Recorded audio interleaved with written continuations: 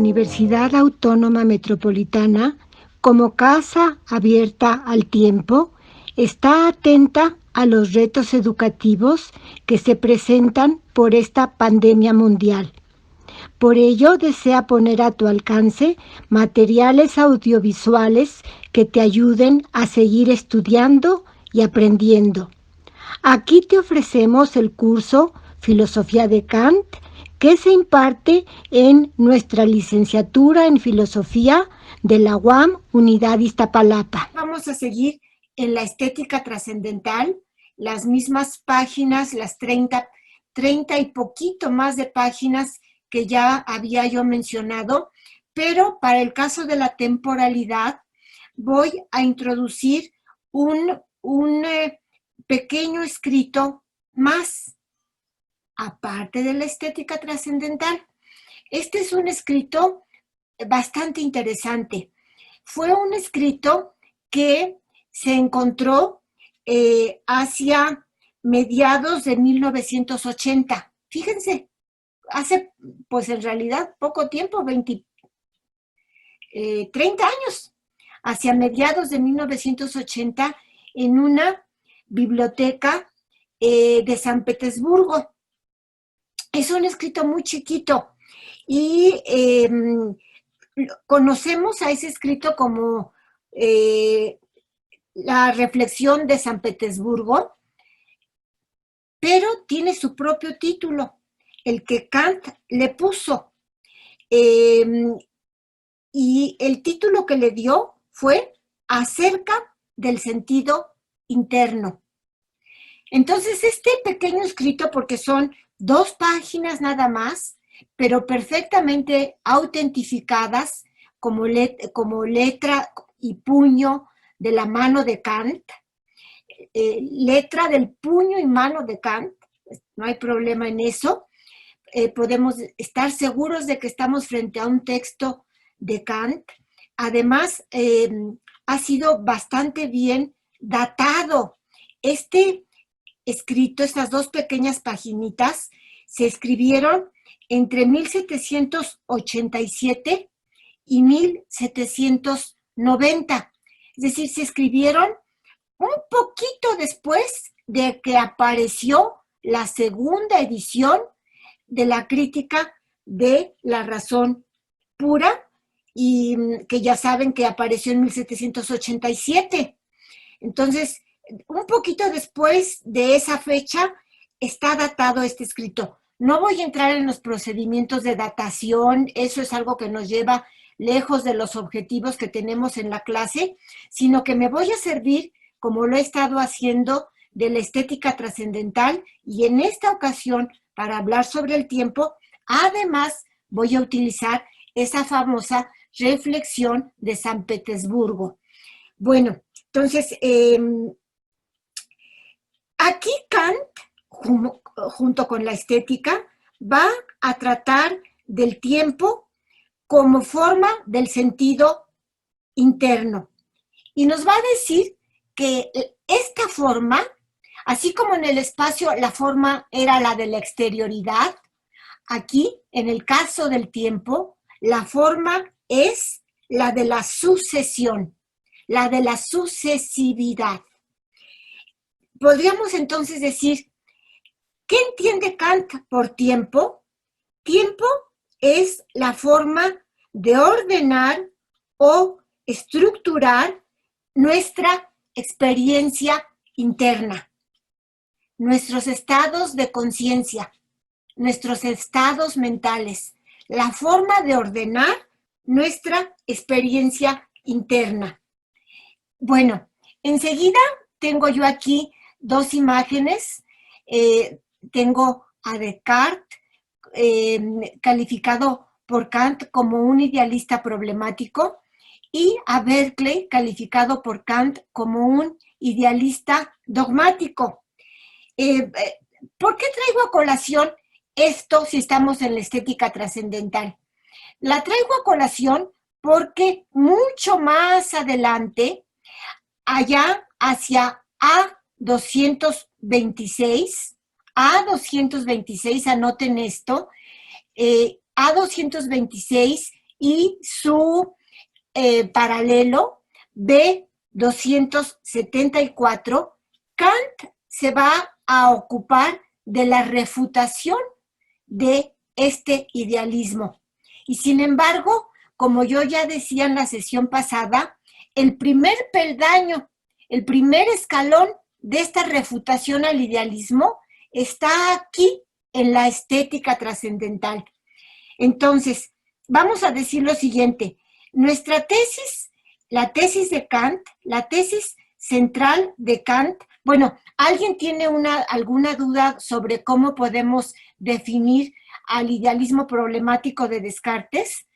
Yo se los he resumido de la siguiente manera. Descartes sostiene que la única afirmación indudable es la afirmación yo existo. En cambio, Berkeley sostiene que el espacio, con todas las cosas que se ven ligadas con el espacio con todas las cosas a las que va ligado y sirve de condición, el espacio es algo imposible en sí mismo. Y las cosas en el espacio son meras fantasías. Bueno, entendiendo esto, pasemos a lo que creo que es nuestra tesis central, que nos va a llevar a la refutación de estos dos idealistas. Nuestra tesis central es que el sentido interno presupone, el sentido interno, del que estamos hablando ahora, presupone forzosamente al sentido externo. Esta es la tesis central de Kant. Para desarrollar esta tesis, vamos a explorar el concepto de autoafección, es decir, el concepto de aparecer ante nosotros mismos. Ya habíamos hablado de esto cuando decíamos, yo aparezco ante mi ser, aparece ante sí mismo empíricamente y posteriormente llega a tener una conciencia trascendental de este aparecer. Entonces, llamamos a autoafección al aparecer ante nosotros mismos. Y esto, el aparecer ante nosotros mismos, solo puede ocurrir bajo la forma sucesiva, bajo la forma de sucesión del sentido interno. El aparecer ante nosotros mismos solo puede ocurrir bajo la forma de sucesión. El hecho de que tenemos un flujo sucesivo de representaciones, esto que primero estoy pensando en que a las 12 me toca dar clase y que ya son 5 para las 12 y que ya me voy a subir y que después estoy pensando en que voy a mandarles el link para que entren a la clase y después estoy pensando que ya se están juntando los alumnos y que ya voy a empezar y después estoy pensando y después, este flujo sucesivo de representaciones o de estados de conciencia, esto es algo que ni Descartes ni Berkeley ponen en duda.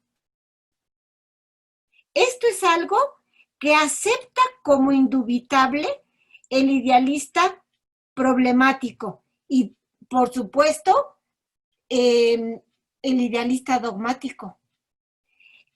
Ahora, aquí tenemos un pero. Y recuerden que yo les he dicho que siempre que tenemos un pero, la intención comunicativa fuerte viene después del pero, ¿verdad? Grábense eso porque les puede ayudar para entender no solo filosofía de Kant, sino en general la comunicación humana. Pero, dice Kant, un flujo sucesivo de representaciones como el que acabo de describir o como el que cualquiera de nosotros puede tener, un flujo sucesivo de estados mentales, no puede constituirse como tal sin presuponer algo que permanece. Y este algo que permanece solo nos aparece gracias al sentido externo. A ver, voy a poner un ejemplo que puede servirnos para ilustrar esta idea de que un flujo sucesivo requiere un punto fijo que permanece. A ver, por ejemplo, la experiencia que tenemos cuando subimos a los vagones del metro y que vamos avanzando en una determinada dirección y de repente en sentido contrario se viene otro tren. Tenemos la sensación de que ya no sabemos si vamos avanzando nosotros o si es el otro, o si nos detuvimos y es el otro el que está caminando. Y esta impresión la tenemos todavía con más claridad cuando estamos en la estación, nos subimos al tren y empieza el tren a caminar y viene el otro tren. Y no sabemos bien a bien si ya arrancamos o todavía estamos fijos o si el otro está entrando. Todo el mundo me está siguiendo claramente en esta impresión que sabemos que no, en esta impresión en la que no sabemos bien si vamos o venimos. Sí, profesora. Voy a dar todavía un ejemplo más que pueda ser todavía más claro. Por ejemplo, cuando estamos en una calle empinada y estamos manejando y nos toca un alto y pues nos tenemos que parar en el semáforo, en la luz roja. Y está la calle empinada. Y de repente soltamos un poquito el freno y nos vamos hacia atrás, ¿no? Y el coche, ¿cómo sé que me fui hacia atrás? Porque volteo y digo, ay, este coche, ¿qué se me hace que se adelantó? No, ¿qué se me hace que yo me fui hacia atrás? No estamos seguros de qué pasó, si el coche de al lado se adelantó o si yo me fui en reversa. ¿Qué tenemos que hacer para saber si el coche mío se fue hacia atrás o si el coche de al lado se adelantó? Tenemos que salirnos y buscar un punto fijo, salirnos de estos dos elementos y buscar un punto permanente, fijo. Por ejemplo, el poste que está en la banqueta. Si yo me salgo y busco algo permanente, entonces yo sé si fui yo la que se fue para atrás o si fue el otro el que se fue para adelante. Si yo me salgo mi vista de los vagones y busco un punto fijo en la estación, yo puedo decir, nosotros avanzamos y el otro llegó. El otro se paró y nosotros avanzamos, o al revés. Así igual aquí. Para que yo pueda hablar de algo sucesivo, presupongo algo permanente y este algo que permanece, que es estable, que es como el punto fijo, como el poste en la banqueta, en la acera, como el árbol en la acera, como el anuncio en la estación del metro. Este punto fijo, este algo que permanece, solo me lo da el sentido externo. Solo me lo da la espacialidad. Entonces, en otras palabras, fíjense en lo que estamos. Nuestras representaciones espaciales no pueden ser producto de nuestro sentido interno. Nuestras representaciones espaciales no pueden ser producto de nuestro mero sentido interno, porque nuestro sentido interno nada más me muestra el flujo sucesivo de mis estados mentales.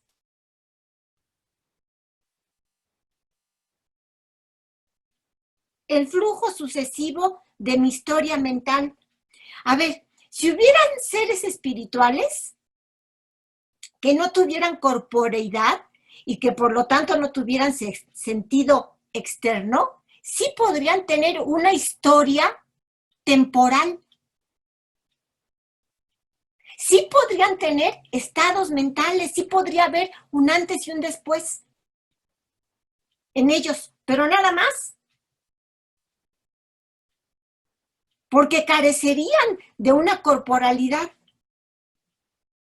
Entonces, a ver, el sentido interno solo me manifiesta que tengo un flujo sucesivo de representaciones. Vamos pues entonces a decir que simultaneidad es sinónimo de coexistencia. Simultaneidad significa coexistencia entre un yo y algo fuera de mí. Y que coexistencia es justamente lo distinto a la sucesión. Entonces, ahora, vamos a ver que Kant va a distinguir varios tipos de autoconciencia. Parece que me estoy desviando un poco, pero ya verán que no. Parece que estoy pasando hasta allá, hasta A226. En parte sí, pero ya verán que no. Entonces, Kant, lo primero que vamos a hacer es que Kant va a señalarnos que hay varios distintos tipos de autoconciencia o conciencia de sí. Y vamos a decir que la apercepción, vamos a entender por apercepción precisamente esto de conciencia de sí o autoconciencia. Kant primeramente va a reconocer que existe una autoconciencia original o autoconciencia pura o autoconciencia trascendental. Y vamos a ver que Kant llama a esta apercepción trascendental, vamos a distinguirlas entre aperceptio percipientis y aperceptio percipiti.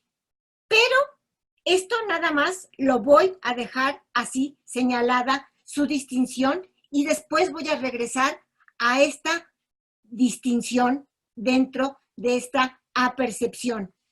Primero, pues, tenemos una apercepción trascendental o pura. Y segundo, tenemos, dice Kant, una apercepción empírica o cosmológica.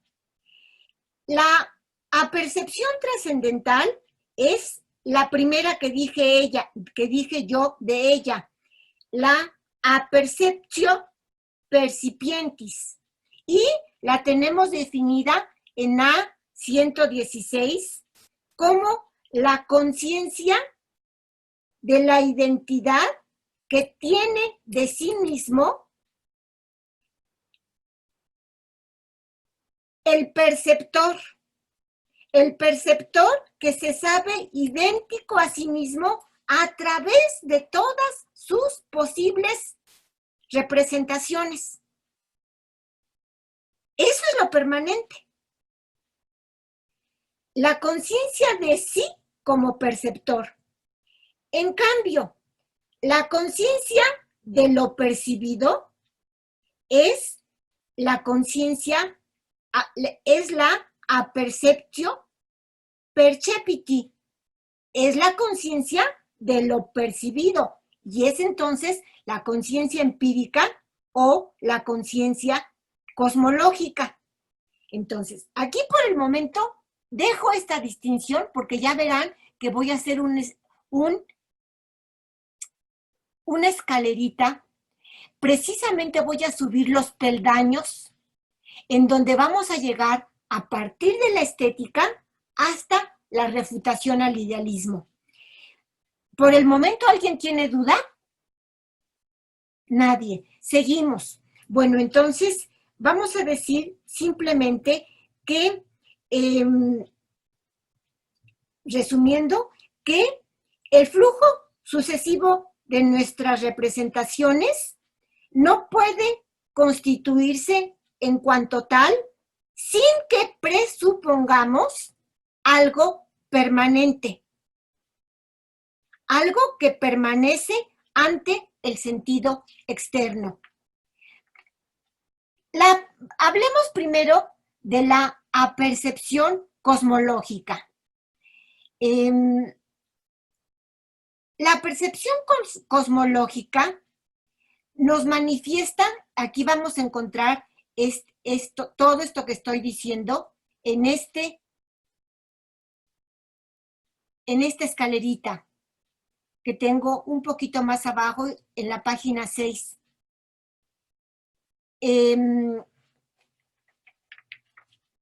Estos niveles de autoconciencia, uno es condición de posibilidad del que sigue. Entonces, empecemos con la apercepción cosmológica. La percepción cosmológica manifiesta el horizonte temporal de la conciencia empírica. Es decir, todo lo que acontece en el tiempo. Todo lo que acontece en el tiempo es un fenómeno. Es decir, nos es dado de manera empírica o de manera sucesiva. La apercepción empírica considera mi existencia como magnitud en el tiempo. Es decir, como una magnitud sucesiva. Esta sucesión exige de simultaneidad. La simultaneidad solo puede ser representada en objetos espaciales o externos. Entonces, podríamos decir, la simultaneidad es indiferente al orden de las percepciones. Cuando algo hay simultáneo, da lo mismo que yo primero vea esto y luego vea esto otro, a que primero vea aquello y luego vea esto otro. Si son simultáneos, el orden de mis percepciones puede ser para acá o puede ser para acá.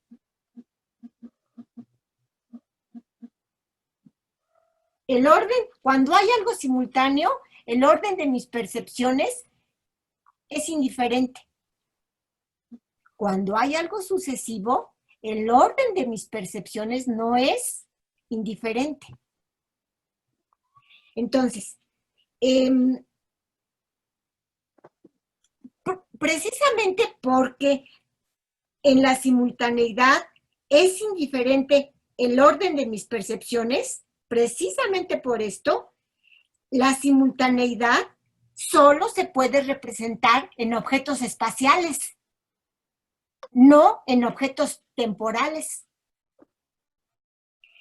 En cambio, si hace un momento yo decía, la sucesión exige de simultaneidad y la simultaneidad solo puede ser representada en objetos exteriores, en objetos espaciales.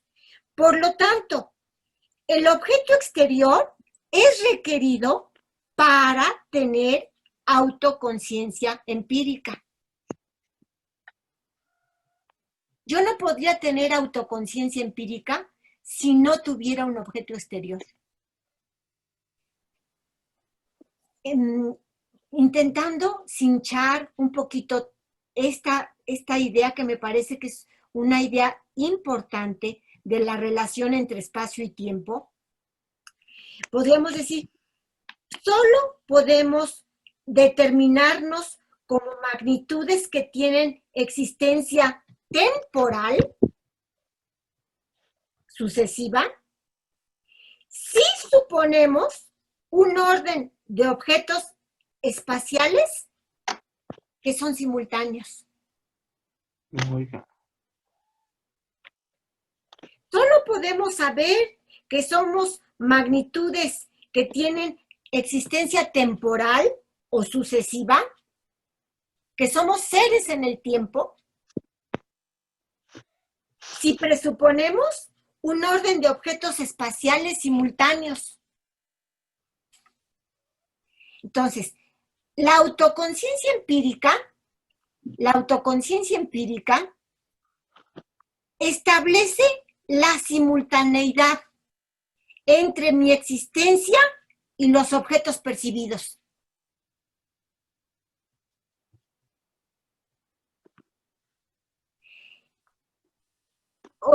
O podríamos decirlo de esta otra manera, la autoconciencia empírica establece la espacialidad o exterioridad tanto de los objetos percibidos como del yo fenoménico.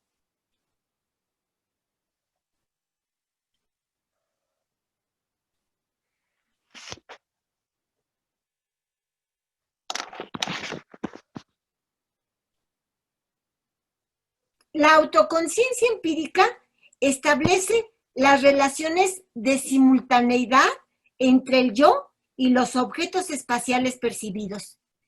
No sé si todo el mundo va siguiendo. Aquí lo tenemos muy claramente marcado en los apuntes, lo estoy señalando ahora con el cursor. Pero esto que establece la autoconciencia empírica, esta simultaneidad entre nuestra existencia y el mundo, revela nuestro yo fenoménico. Pero no lo revela como pensaba Hume. Para Hume, nuestro yo fenoménico es un mero fluir de representaciones del sentido interno. Un mero fluir de representaciones. Vamos a decir, un estallido de representaciones de nuestro sentido interno, sin que haya algo que las pueda unificar. No. Cuando Kant establece una autoconciencia empírica que establece la simultaneidad entre nuestra existencia y el mundo, Kant está entendiendo que el aparecer de nuestra subjetividad en el espacio establece relaciones de coexistencia o simultaneidad con otros cuerpos que también son espaciales.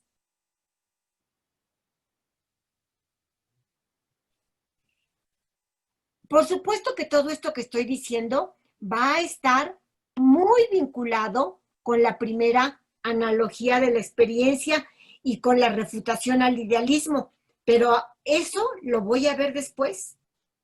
Y por el momento, nada más quiero centrarme en la estética trascendental y hacerles ver cómo la concepción del espacio está presupuesta para que yo pueda hablar de un flujo sucesivo de representaciones internas,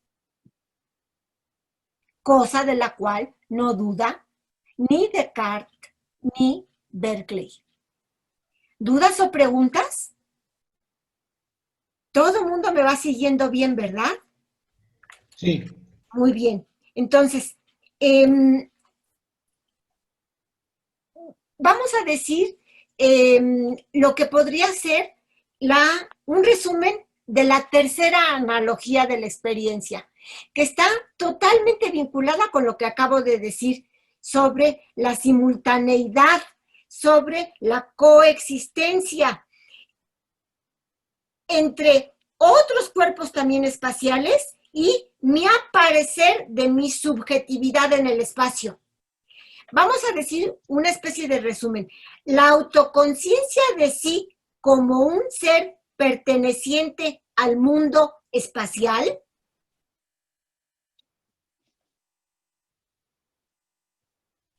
supone establecer relaciones de simultaneidad no solo entre los objetos del mundo, sino entre ellos y un yo corporal.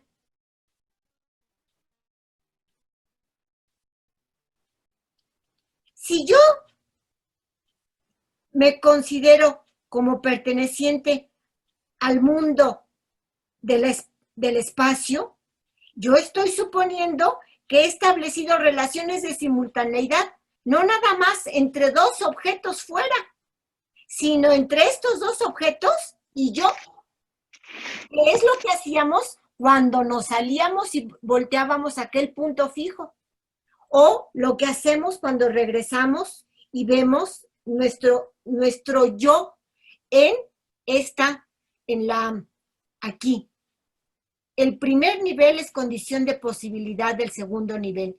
El primer nivel es la percepción trascendental mediante la cual se afirma yo soy.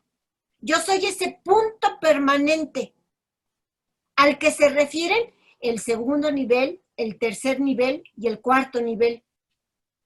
La autoconciencia a priori como ente mundano, la percepción empírica o simultaneidad y la conciencia empírica de la sucesión. Bueno, entonces, podríamos pues decir, las relaciones de simultaneidad entre nuestro yo y los posibles objetos espaciales que conforman el mundo, estas relaciones de simultaneidad están implicadas en la conciencia a priori que tengo del espacio.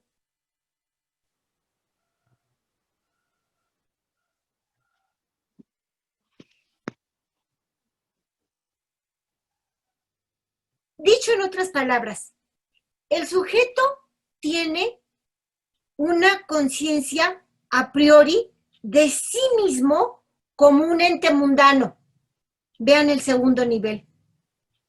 Como un ente mundano, y el espacio es la conciencia a priori de la relación entre el yo y las cosas. Entonces podríamos llegar a esta definición de espacio. El espacio es la conciencia a priori de la relación entre el yo y las cosas. Así como dijimos, el espacio es la forma a priori del sentido externo, podríamos dar esta otra definición como equivalente.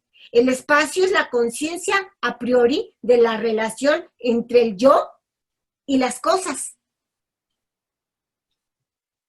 La exterioridad, la corporeidad, la extensión. Y por eso decíamos, esta concepción del espacio no está vinculada de manera exclusiva y excluyente a ninguna determinación empírica de la geometría. Porque el espacio es la conciencia a priori de mi relación entre el yo y las cosas. Y esto vale para cualquier tipo de geometría. Entonces, no sé si está claro cómo llegué al espacio, si estaba hablando yo de que las relaciones de simultaneidad entre nuestro yo y los objetos espaciales que conforman el mundo están implicadas estas relaciones de simultaneidad en la conciencia a priori que tenemos del espacio. A ver, podría entonces yo decir, si el espacio es la conciencia a priori de las relaciones entre el yo y las cosas, podemos llegar a esta conclusión. Solo de esta manera, como lo acabamos de describir, solo de esta manera es determinable mi existencia como fenómeno. Es decir, como magnitud en el tiempo. El tiempo presupone al sentido externo. Solo de esta manera puedo decir que soy una magnitud temporal. Esta escalerita la van ustedes a repasar porque puede ser caminada, miren, volteen a ver mi cursor, puede ser caminada así, así y así, en sentido ascendente. O puede ser caminada en sentido descendente. En sentido descendente, estamos buscando la última condición de posibilidad, que es yo soy. En sentido descendente. Y en sentido ascendente es, podríamos decir, lo que ocurre de manera posteriori, en el transcurso de nuestro conocer. Bueno, no voy a entrar en más detalles sobre las dos maneras en que podemos considerar esta escalera y voy a afirmar todavía una cosa más por si quedan dudas, tratando de anudar en un solo nudo todos los hilos que he estado manejando hasta este momento. El primer nivel es el nivel de la percepción trascendental, mediante el cual yo afirmo, mediante el cual se afirma yo soy. El segundo nivel es la autoconciencia a priori de sí como ente mundano, lo cual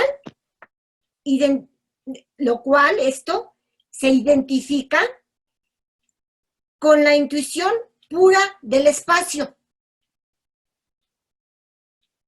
y revela la simultaneidad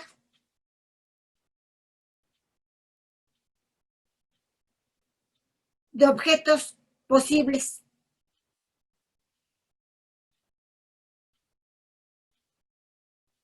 Disculpe, ¿podría precisar el significado de mundano? Sí, justamente iba yo hacia esto. Nuestra pertenencia necesaria al mundo espacial posibilita o condiciona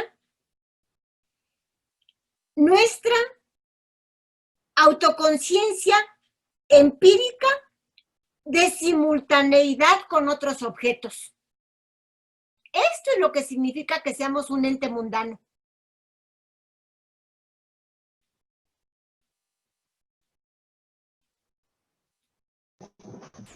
Se podría entender como Platón nos describe de que nosotros encarcelamos el alma, o sea, el cuerpo que es algo efímero encarcela algo que es eterno como el alma. ¿A eso se refiere algo mundano? No. Algo mundano se refiere aquí exclusivamente a que mi conciencia empírica, mi conciencia, mi autopercepción empírica de simultaneidad con otros objetos muestra que pertenezco necesariamente al mundo espacial.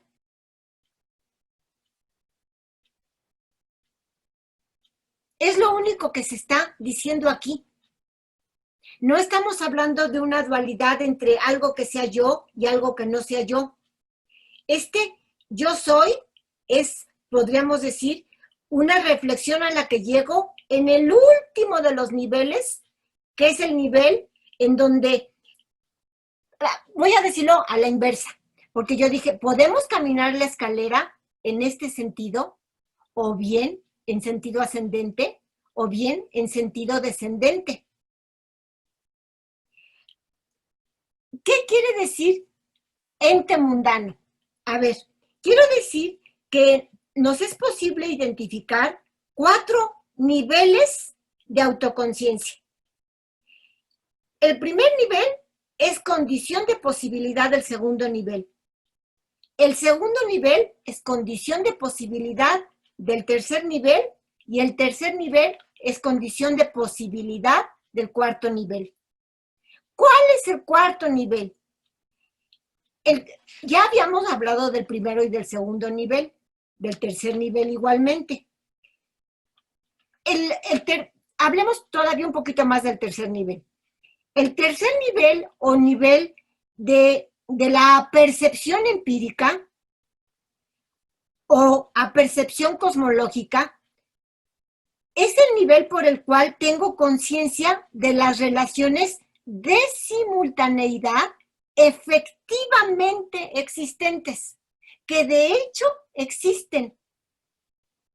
La simultaneidad empírica, la simultaneidad de hecho. Y el cuarto nivel es la conciencia empírica de nosotros mismos en el modo de la sucesión, es decir, haciendo abstracción de las relaciones de simultaneidad que establecemos en el mundo.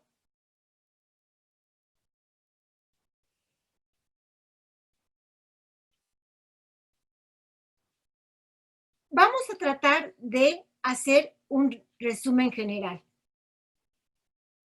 La autoafección, es decir, el aparecer ante nosotros mismos, es algo que solamente es posible en la medida que aprendemos objetos en el espacio. La autoafección. La apercepción cosmológica manifiesta la simultaneidad empírica entre el sujeto y los objetos percibidos en el espacio. Es decir, manifiesta la conciencia de sí como un ente en el mundo. Esta conciencia de las relaciones de simultaneidad entre el yo y el mundo espacial, esta conciencia se identifica con nuestra conciencia a priori o pura del espacio.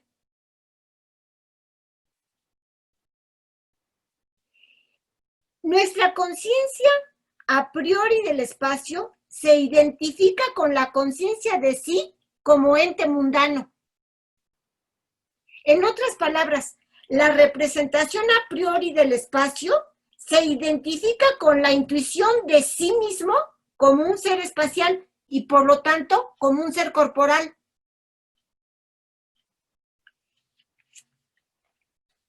Por esto, no podemos afirmar la existencia de objetos espaciales y dudar de la realidad de nuestro propio cuerpo. Por eso es que no estamos en una posición ni como Descartes, ni como la de Descartes, ni como la de Berkeley. No podemos afirmar la existencia de objetos espaciales y dudar de la realidad de nuestro propio cuerpo. Entonces, todo lo que yo llevo dicho hasta el momento, se los he recapitulado de la siguiente manera. A ver, ya ven que, como les digo, a mí me gusta siempre hacer silogismos, encadenar nuestros pensamientos para llegar a una conclusión. Aquí se los voy a presentar todo lo que yo llevo dicho de estas relaciones espacio-tiempo en un silogismo.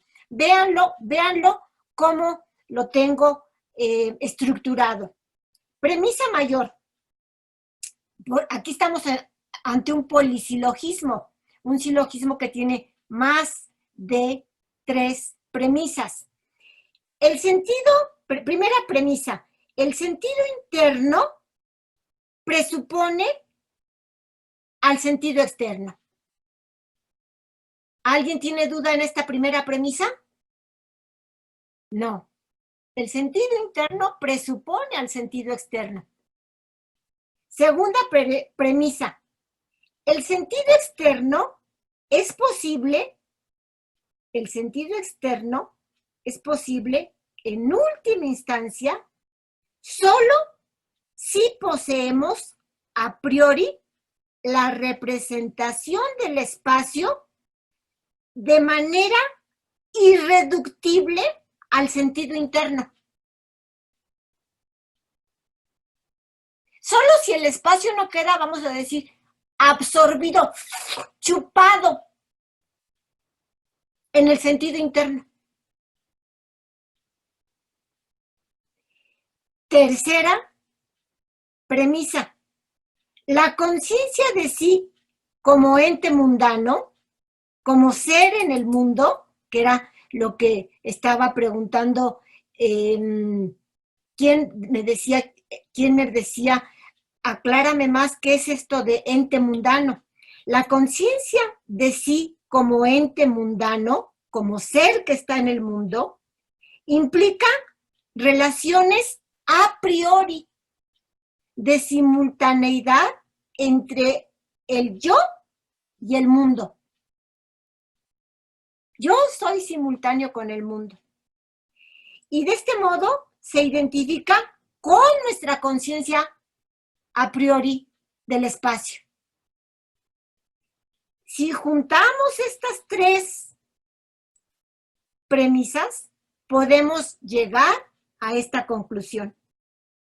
El sentido interno, el tiempo, implica la conciencia de sí como un ente mundano.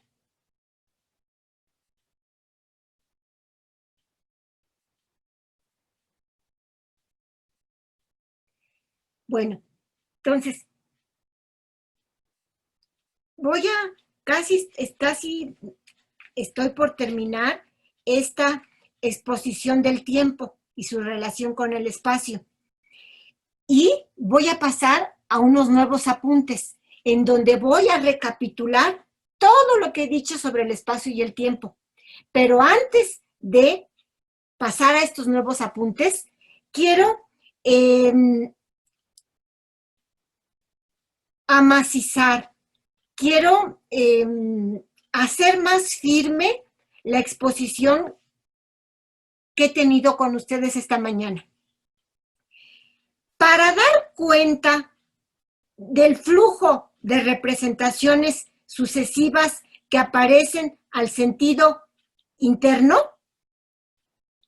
debemos presuponer el sentido externo. Sentido externo que se identifica con la conciencia de sí como un ente mundano. Ente mundano que subraya el carácter espacial de nosotros mismos. Carácter espacial que es la condición de posibilidad de la experiencia externa.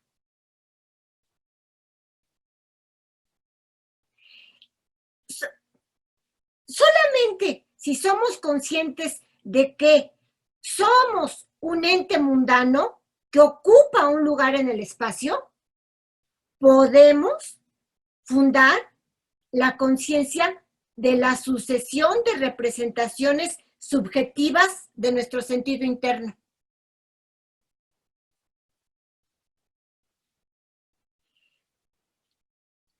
O sea que la realidad del mundo externo, presupuesta por el flujo de representaciones del sentido interno, solo es inteligible si presuponemos un sujeto que ocupa un lugar en el espacio.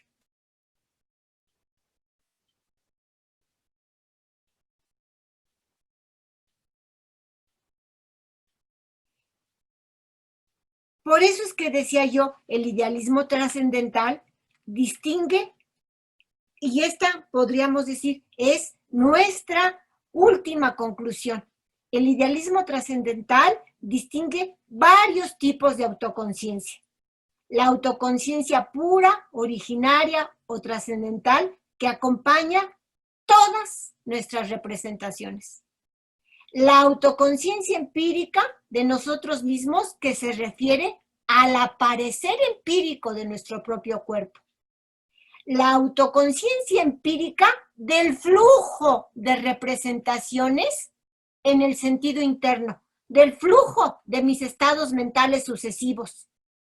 Y por último, la conciencia de sí como ser corpóreo, sin lo cual no tendríamos experiencia externa bajo la forma de espacio. ¿Quién tiene dudas o quién tiene preguntas? ¿Pueden repasar lo que han escrito? ¿Tienen un momento para pensar bien si tienen dudas o si paso?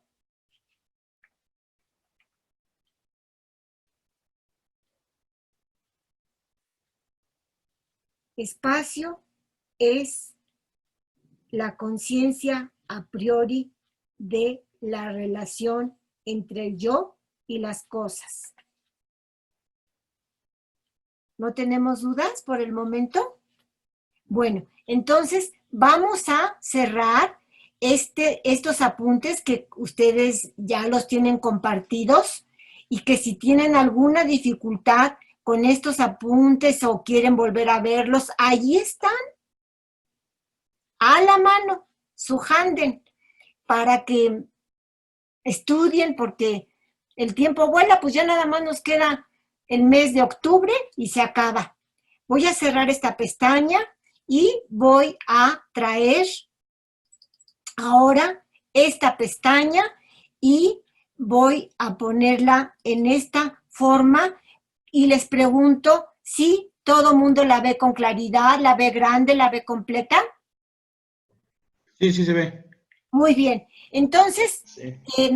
lo único que voy a hacer ahorita es un resumen general de la estética trascendental para que el jueves podamos dar inicio a la analítica trascendental, que, como ustedes saben, es la parte más gruesa de toda la crítica de la razón pura, porque la analítica trascendental comprende la analítica de los conceptos y la analítica de los principios para empezar y, bueno, no me voy a extender ahora hacia allá.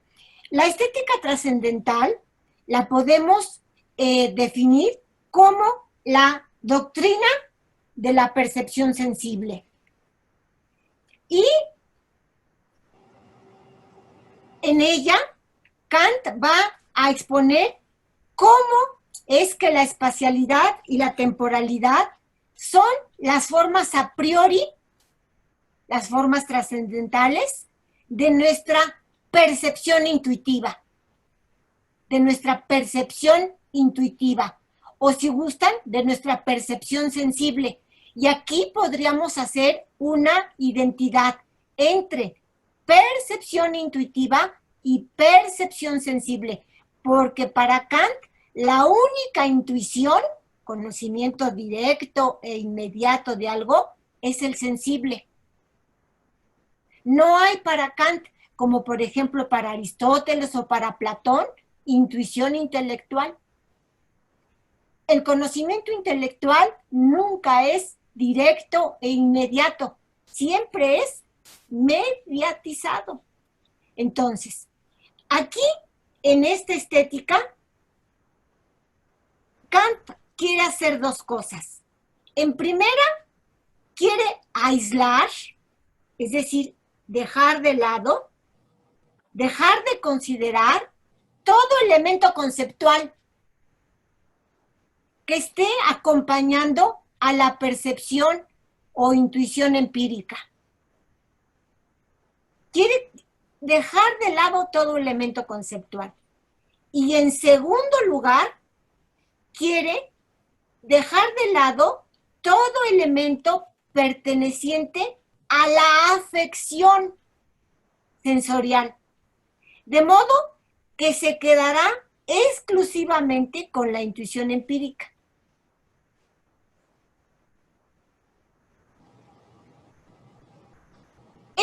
lo podríamos decir de otra manera.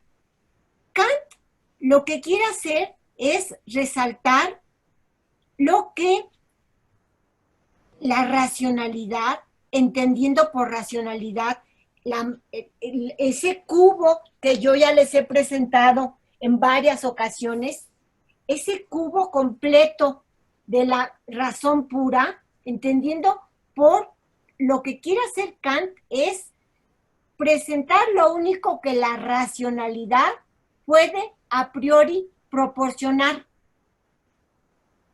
Entendiendo por racionalidad nuestra fuerza cognitiva completa, el cubo completo. Entonces,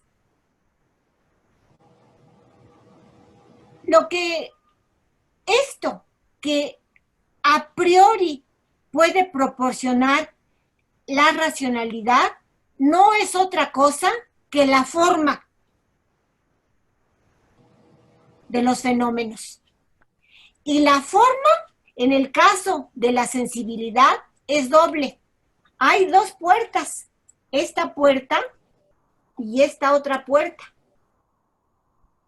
El espacio, una puerta, y el tiempo, espacialidad y temporalidad, son las dos formas de la sensibilidad y son la forma que adoptan todos los fenómenos. Entonces, aquí podríamos decir, el material bruto de la afección sensible va a quedar elevado a un primer tipo de conocimiento, el fenómeno, entendiendo por fenómeno lo espacializado y lo temporalizado. De modo que Kant va a tener que probarnos dos cosas. Uno, que el espacio y el tiempo son intuiciones sensibles y no son conceptos del entendimiento, y que estas intuiciones sensibles son intuiciones a priori, intuiciones no adquiridas por la experiencia. Y para ello, para estos dos, aquí se repite el uno, porque estas intuiciones, tiene que probar primero que son intuiciones sensibles y que estas intuiciones sensibles son a priori. Por eso se repite el uno. No hay aquí un error. Que dijeran uno, pues entonces ahora dos, ¿verdad? Todo el mundo me sigue aquí en este lugarcito en el que estoy. Sí. Muy bien. Entonces, para hacer esto, para probar estas dos cosas, que espacio y tiempo son intuiciones sensibles, y después que espacio y tiempo son intuiciones a priori, va a dar 4 pruebas. Las dos primeras van a mostrar el carácter a priori y las dos segundas van a mostrar el carácter intuitivo. Y van de esta manera. Veamos, para el carácter a priori, dice así Kant, espacio y tiempo no pueden ser formados a partir de un material recibido a posteriori porque estamos presuponiendo la representación de espacio y tiempo para poder aislar con nuestra mente yuxtaposición de cuerpos y consecución, sucesión de hechos. Sucesividad. Espacio y tiempo, primeramente, los estoy presuponiendo, pero espacio y tiempo son representaciones que tenemos siempre. Es decir, representaciones de las que yo no puedo despojarme. Es decir, no podemos representarnos los seres del mundo sin la representación del espacio y el tiempo. En resumen, espacio y tiempo son representaciones posibilitantes de nuestras representaciones de los seres mundanos.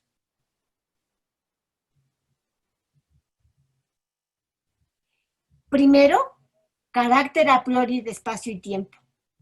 Ahora, Carácter intuitivo. Es decir, ya vuelvo a repetir, intuición significa conocimiento de lo directo y conocimiento inmediato de algo. Entonces, primera, o 3 y 4. Espacio y tiempo no son conceptos, sino que son representaciones de algo singular.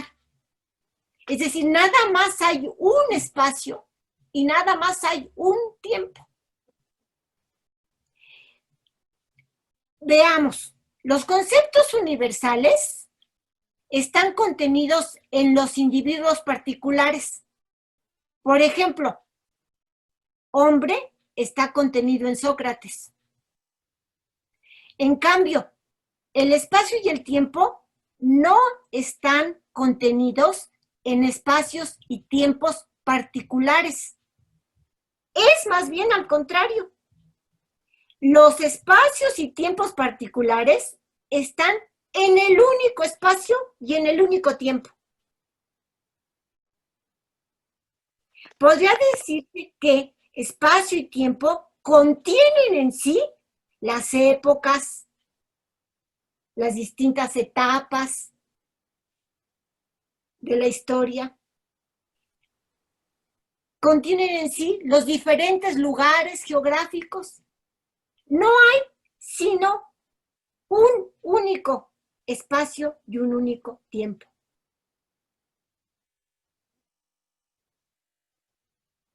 Los conceptos están contenidos en los individuos concretos. Y en cambio, el espacio y el tiempo particulares están contenidos, concretos, están contenidos en el único espacio y tiempo. Por esto es que son representaciones intuitivas. Y aquí arriba, por esto es que son representaciones a priori. ¿Vamos bien? ¿Todo el mundo me va siguiendo? Bueno, entonces vamos a decir lo que se deriva de lo dicho hasta el momento. Espacio y tiempo no son propiedades de las cosas en sí. No son algo real, como quería Newton. Son solamente la forma que tienen los fenómenos. Es decir, son solamente la forma de lo que ordena nuestra sensibilidad. La forma de lo ordenado por nuestra sensibilidad. La forma que recibe lo que cae bajo nuestra sensibilidad. Por eso podríamos decir, espacio y tiempo son formas subjetivas de nuestra sensibilidad. Son condiciones bajo las cuales es posible para nosotros la intuición de todo aquello que pueda yo representarme como objeto. Son las condiciones para que yo pueda representarme un objeto. Las condiciones que no puedo eludir si pretendo representar un objeto. Y si yo quiero representar un objeto, espacio y tiempo tienen realidad en cuanto que hacen posible a ese objeto. Podríamos decir, espacio y tiempo se dicen reales respecto del objeto. Pero, sin referencia al objeto, no son nada en sí. Se dicen reales respecto al objeto. Espacio y tiempo son ideales si los consideramos sin referencia a las condiciones de nuestra sensibilidad. Por eso es que es un idealismo trascendental y acá arriba un realismo empírico. ¿Recuerdan que el capítulo 2 de nuestro curso había sido ¿qué es el idealismo trascendental? Y nuestra respuesta había sido es un idealismo empírico.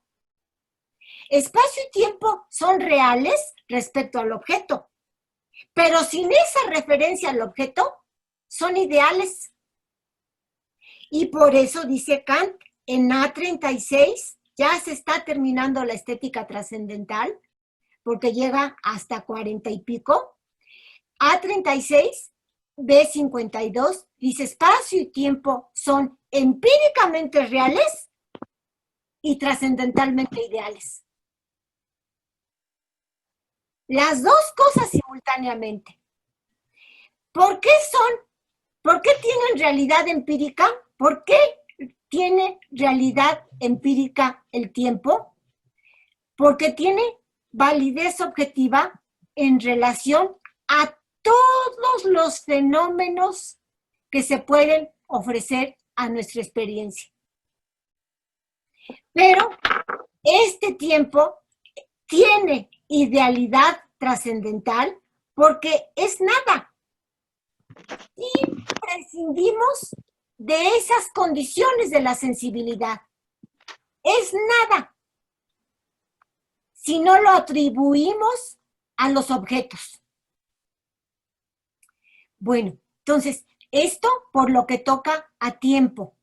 Ahora, estoy terminando la sesión del día de hoy y me voy como última idea a A23, B37. El espacio es la condición de la percepción externa. Ya esto lo hemos dicho innumerables veces. Y el tiempo es la condición de la percepción interna. Ahora, porque todas nuestras percepciones externas caen siempre bajo el sentido interno, todas nuestras percepciones externas pasan a ser después objetos subjetivos, estados mentales. Entonces, sí conocen este símbolo lógico, ¿verdad? Este símbolo lógico que estoy aquí indicando con el cursor. Sí, es la implicación, ¿no? La implicación, justamente. En cuanto que las percepciones externas caen siempre bajo el sentido interno, esto implica que el espacio está subordinado al tiempo. Es decir, todas las intuiciones espaciales son temporales, pero no todas las intuiciones temporales son espaciales. Sin representaciones espaciales no podríamos tener representaciones temporales. Sí, todas nuestras intuiciones espaciales son temporales, pero no todas nuestras intuiciones temporales son espaciales. Sin embargo, sin representaciones espaciales no podríamos tener representaciones temporales. Nosotros, los seres humanos, que somos seres finitos, con un cuerpo que nos pone límites en el espacio y en el tiempo. El tiempo es la forma de todos los fenómenos, de todos, absolutamente todos. No así el espacio. El espacio es la forma de los fenómenos externos. Y el tiempo es la forma de absolutamente todos los fenómenos, porque todos los fenómenos externos terminan siendo además fenómenos internos. Estoy citando A34, B51, A23, B37 y A36, B52. Nada más una pregunta para ¿Y cómo no? ¿Quién me hace el favor de hablarme? Saúl. ¡Ay, Saúl! ¿Qué tal? Pensaba que no estabas porque no te había visto en los cuadritos del mosaico. No, sí, aquí ando. Entonces, ¿el tiempo está subordinado al espacio? A ver, el espacio, el tiempo es la forma de absolutamente todas los fenómenos, ya sean externos o ya sean internos. Por eso el espacio está subordinado al tiempo, porque las representaciones espaciales después tendrán que ser representaciones temporales. Y no todas las representaciones temporales son representaciones espaciales. A ver, por ejemplo, vamos a suponer que yo tengo una gran tristeza y después tengo una gran alegría. Y después me tranquilizo, ya no tengo ni tristeza ni alegría, sino que estoy simplemente en paz, a gusto. Ya no estoy ni exaltada hacia abajo ni exaltada hacia arriba. Estoy en paz. ¿Tienen lugar estos estados temporales? Sí, ¿no? Sí, o sea, ¿Pero tienen un lugar externo a mí? no. ¿No? ¿No? No están fuera, en exterioridad a mí. Son estados de mi yo sucesivos. Y allí lo único permanente es el yo.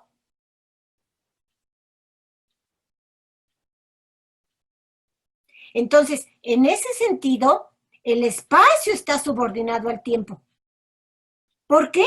Porque todas las intuiciones espaciales van a terminar siendo representaciones temporales, pero no todas las representaciones temporales son espaciales. Por ejemplo,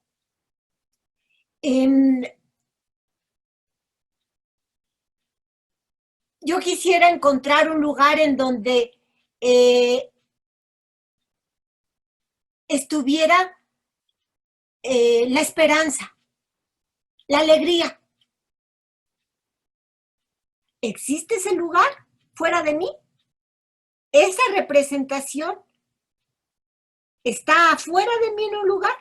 No. Entonces, al contrario, los psicólogos nos dicen, la felicidad está dentro de ti. No está en un lugar, búscala dentro de ti.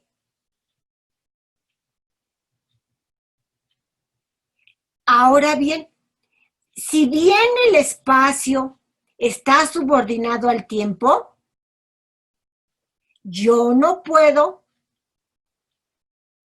tener representaciones temporales sin presuponer las representaciones espaciales. Por eso es que aquí está en dos colores diferentes. Para señalar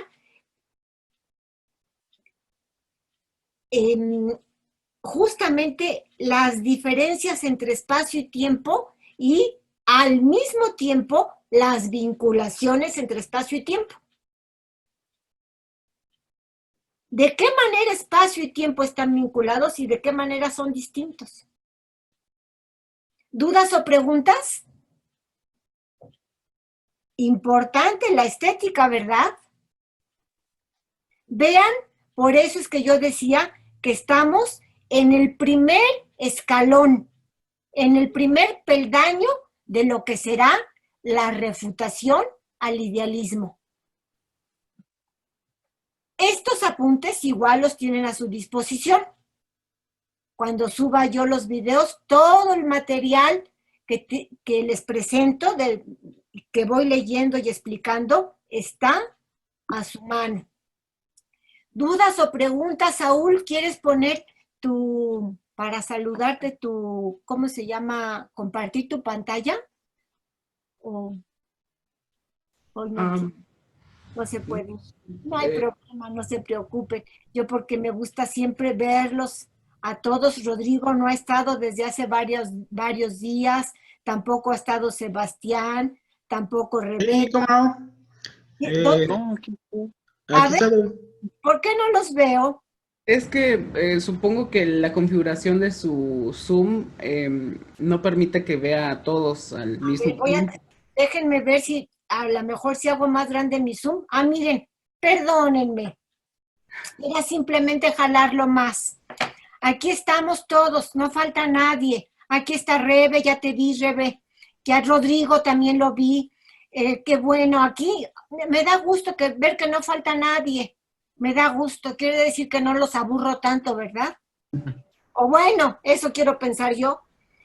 Bien, vengan las preguntas. ¿No van a tener preguntas para el día de hoy? ¿A poco nos vamos a despedir sin preguntarnos nada? Ya vamos a empezar la analítica. Esa es una parte preciosísima. Bueno, no quiero decir que la estética no lo sea. A mí, de repente, la estética me parece deslumbrante. Y un tanto densa también. Muy densa. Porque en esas 30 y pico de paginitas, con decirles que es la puerta, son las puertas por las que se abre toda nuestra fuerza, toda nuestra potencia cognitiva, el espacio y el tiempo. Vean la maqueta. Ya le subí el armado de la estética, ya le subí el armado de la analítica y ya les voy a subir el armado de la dialéctica. Vean la maqueta. Yo no se las enseño aquí porque este cubo ya se está destartalando, ya se está desmadejando de tanto que lo abro y lo cierro al dar clase. Pero por eso hice un video, porque dije, en el video no se me va a desmadejar todo el cubo. Véanlo, muy densa, 2 puertecitas que abren toda nuestra potencia cognitiva. Ahora pues, pregúntenme, ¿o ya nos despedimos? Aquí, ¿dónde era? Ten calma para que lo busques y lo encuentres. Teníamos que presuponer entonces primero lo externo para poder suponer que tenemos un sentido interno, es lo que... Sí. Entonces no podemos ir de adentro hacia afuera, sino que de afuera hacia adentro. Sí podemos ir, porque la escalera se puede recorrer de arriba para abajo y de abajo para arriba. Es decir, podemos hacer una introspección como la hace la filosofía trascendental y darnos cuenta de nuestro yo, de nuestra percepción pura. Sí podemos hacer los 2 caminos, hacia adentro y hacia afuera. Pero no podemos decir, o sea, si vamos de adentro hacia afuera, no podemos decir que no hay nada afuera. O sea, no podemos caer en el subjetivismo. Así es. Si vamos de adentro hacia afuera, no, para poder ir de adentro hacia afuera, tiene que haber una afuera. Si no, yo estoy encerrada, enconchada dentro de mí, en el subjetivismo. Si no presupongo algo externo con el que yo soy coexistente, no puedo hablar de estados de conciencia sucesivos. La sucesividad presupone la permanencia. Acuérdense del ejemplo del coche. O yo fui la que me recorrí para atrás, o el otro fue el que se adelantó. ¿Qué tengo que hacer? Voltear a las casas. Buscar algo permanente. Algo fijo. Sin algo permanente y algo fijo, yo no puedo hablar de sucesión, de estados sucesivos, de un antes y un después. Por eso es que sin representaciones espaciales no podríamos tener representaciones temporales. Pero todas nuestras representaciones terminan siendo temporales, ya sea que sean espaciales o ya sea que sean solo temporales. Si son solo temporales, ya de por sí son temporales. Pero todas las espaciales son temporales. No todas las temporales son espaciales.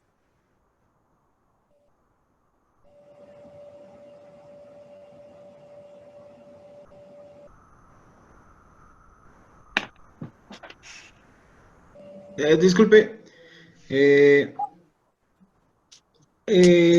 Yo tengo una pregunta acerca de la cosa en sí, con respecto a lo mundano.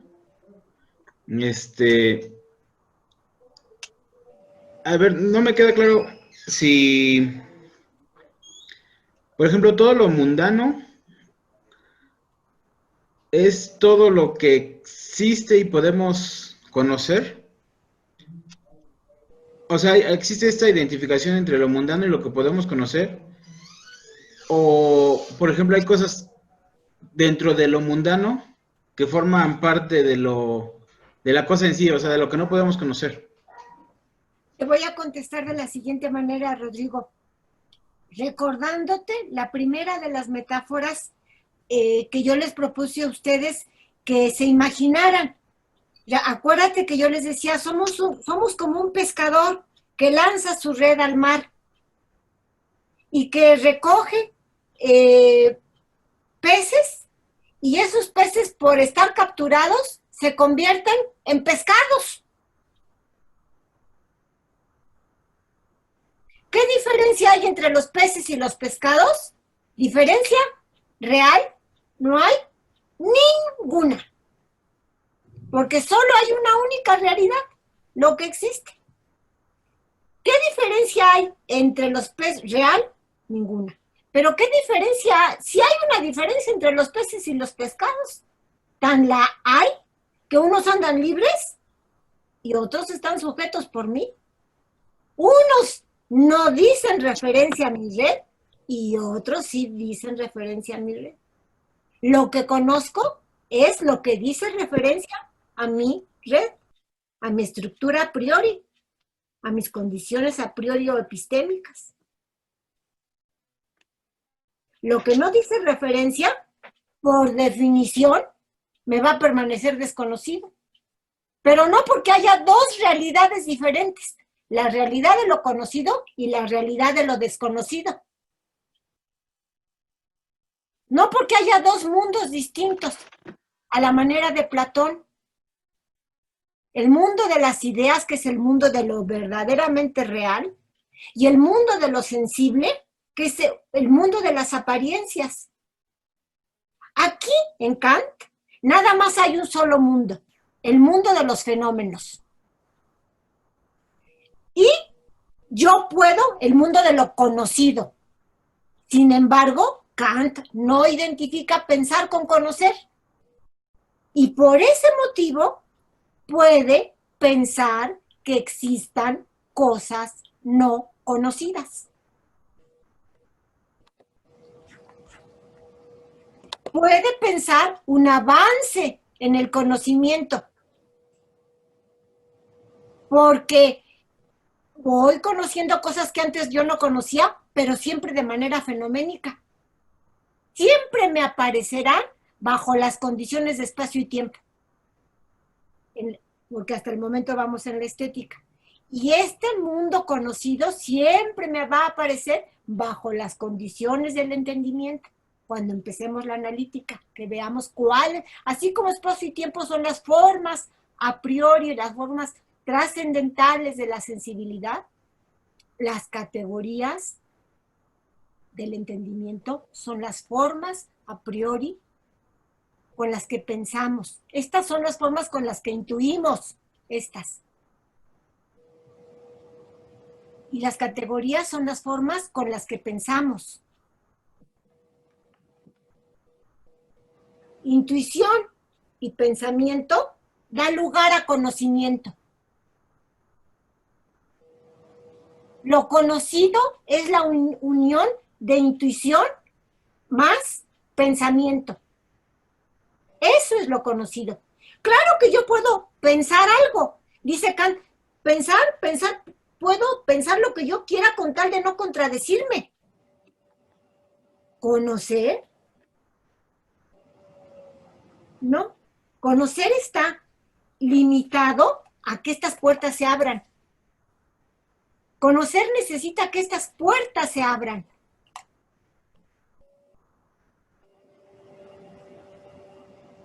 No sé si fui clara, Rodrigo.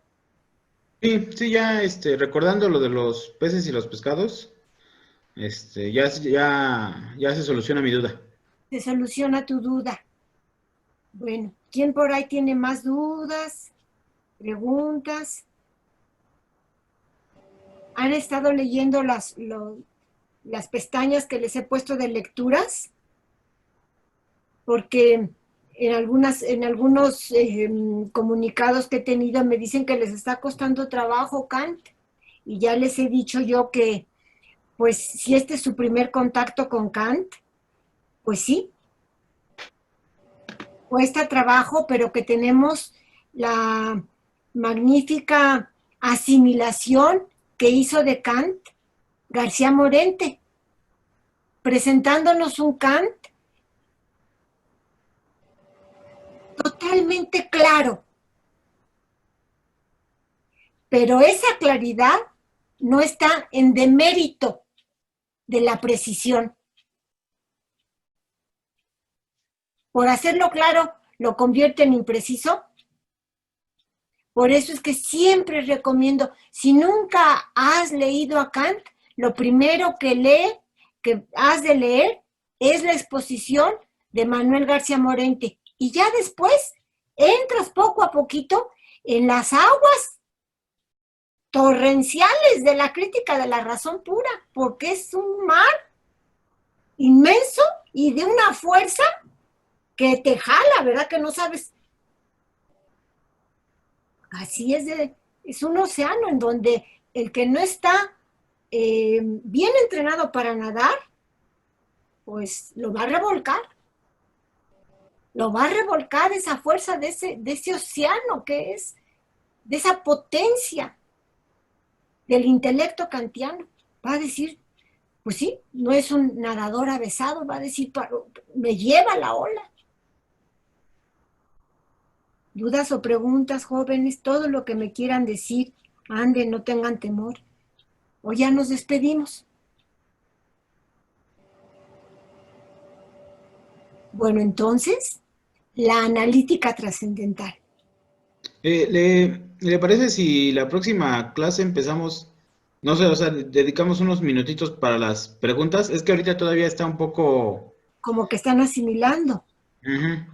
Y Por mucho esto es muy denso y entonces como que tendríamos que darle unas 2, 3 lecturas a nuestros apuntes. sí, me parece muy bien. Antes de empezar la analítica, vamos a recoger todos los lugares oscuros, todas las preguntas, todas las dudas que se les hayan quedado en el tintero ahorita de la estética, porque sí, efectivamente, son 30 y pico de paginitas súper densas. Uh-huh. Tan densas que los neocantianos dijeron, no, la crítica de la razón pura empieza en la analítica trascendental. Fíjense, vamos a brincarnos la estética. Los neocantianos, los Hegel, pensar y conocer es lo mismo. Y para Kant, conocimiento no hay si no hay intuición. Pensar, puedes pensar lo que quieras, con tal de no contradecirte. Pero conocer, para conocer, necesitas la estética, la intuición sensible. Por eso no le podemos quitar a la crítica de la razón pura la estética. Aunque se nos haga, uy, ¿verdad? Aquí estoy a sus órdenes. Entonces, vamos a dejarlo aquí. Lean y el jueves nos vemos para, tú Rodrigo, si eres tan amable que estás siempre bien reflexivo y bien atento, me recuerdas, maestra, vamos a empezar, antes de empezar la analítica, vamos a empezar la clase recogiendo todas las dudas y preguntas que hayan aparecido después de leer la estética trascendental. Sí, sí, yo lo recuerdo. Muy bien, pues entonces les deseo una buena semana y que adelanten mucho. Aquí nos despedimos. Hasta pronto. Hasta luego. Hasta Hasta luego. Muchas gracias. Gracias, Hasta pronto, gracias. gracias a ustedes. Hola, profesora. Estoy a su disposición, ¿eh? Saben que siempre contesto los mails y los WhatsApps y estoy a su disposición porque yo sé que Kant es difícil, pero lo podemos entender. Y si lo entendemos, les voy a decir nada más y con esta me despido, una cosa que decía Goethe. Goethe decía que cuando él estudiaba Kant, tenía la sensación semejante a la de entrar a un cuarto lleno de luz. A un cuarto, abrir las puertas y llegar a un cuarto todo luminoso. Eso decía Goethe. Fíjense qué bella metáfora, no en balde era un poeta, ¿verdad? Bueno, pues sí, Kant es un cuarto lleno de luz, pero nos cuesta trabajo abrir la puerta. Bueno, ahora sí, nos vemos pronto. Adelanten, pues, todos.